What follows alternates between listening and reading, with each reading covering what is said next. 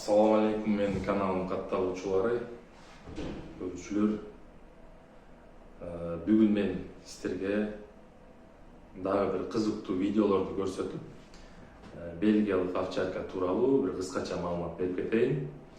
Мен да бир кезде ушу бельгиялык овчарка менен таанышып, мындайча айтканда, багып көргөм.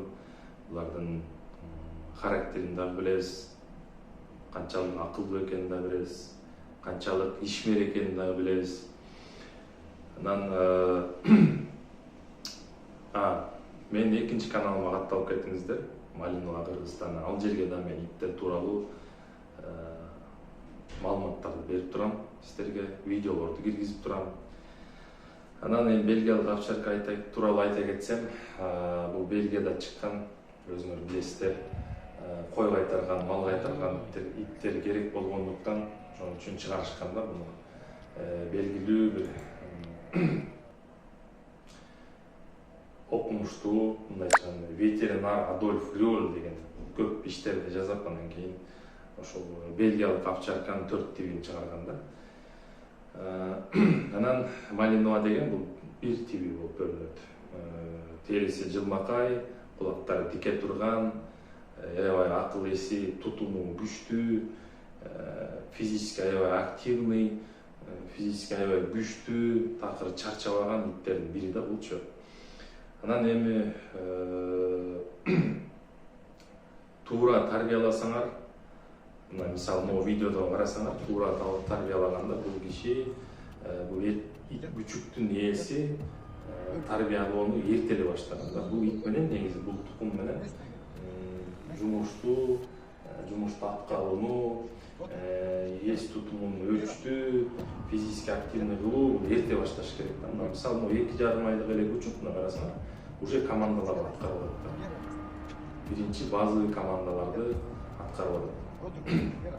Анан ушул эле күчүктүн чоңойгонуна карап көргүлө. Чоңойгондо уже мынакей машинеге бир кичинекей затты катып, этти катып туруп, анан кийин истетип атат да. Истегенде айланып таап алат. Анан мындан дагы бир видео болот, азыр мен силерге дальше көрсөтөм. Ал уже башка ит менен кошо жүрүп, яктериери менен кошо, ошонун тажрыйбасын алып, навыгын алып туруп, анан кийин уже ийин казып, каш кулактын артынан кирип атат. Демек, бул иттер ушунчалык акылдуу болот, ушунчалык активный болот. То есть же сени чарчатат, же өзү чарчайт деген ушундай да. Өзү чарчабайт дагы да, мындайча айтканда.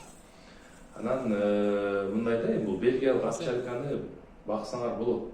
Бирок ит менен заниматься этип жүргөн, тажрыйбалуу, иттин тилин билген адам багыш керек да деп ойлойм. Себеп дегенде кээ бирөө бул аябай акылдуу экен, буну алып туруп эле ченжерге отургузуп койсоң бул акылдуу болбойт.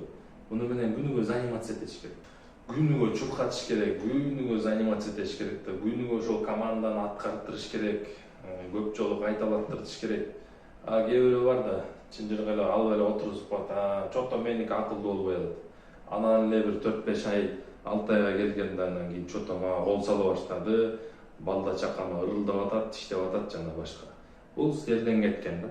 Анткени силер убагында иштеген эмессиңер, убагында силер көңүл бурган эмессиңер жана башка. Буларга өтө көп внимание керек да. Эгерде убактыңар бар болсо, көңүл бура алам десеңер, внимание бөлө алам, көңүл бура алам десеңер, анда бул итти баксаңар болот. Багып, 1 жашка чейин ушундай жакшылап заниматься этсеңер, бул аябай акылдуу иттердин бири болгон жумушуңарды баарын аткарып берет да. Короону дагы мыкты кайтарат, андан башка дагы сонун жумуштардын баарын билет да бул. Анда лайктанбасаңыз, лайк деген момундай бармак турат, билесиңер, каналга подписка кылабыз. Мен экинчи каналыма подписка кылгыла. Салам барыңарга.